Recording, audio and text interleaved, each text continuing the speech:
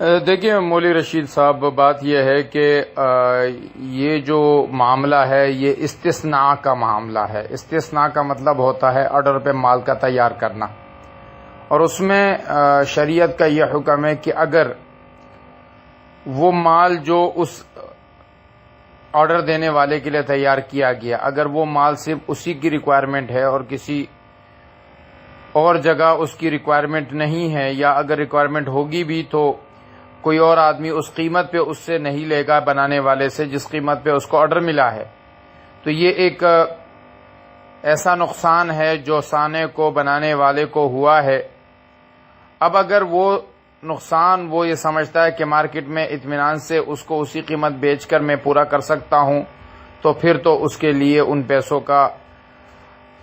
اپنے پاس روک لینا یہ جائز نہیں ہے۔ لیکن اگر وہ یہ سمجھتا ہے کہ چونکہ میں نے محنت کی اور یہ سارا کچھ ہوا، لیکن اب کوئی اور آدمی اس چیز کو اس قیمت پر مجھ سے کبھی بھی نہیں لے گا، بلکہ اس میں ایک حقیقی نقصان کا خدشہ اور خطرہ ہے،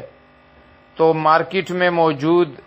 کچھ سمجھدار لوگوں سے مشورہ کر کے اگر وہ جتنا اس کو نقصان ہوا ہو اتنا نقصان اپنے پاس روک کے بقیہ واپس کر دے تو یہ اس کے لیے گنجائش ہے۔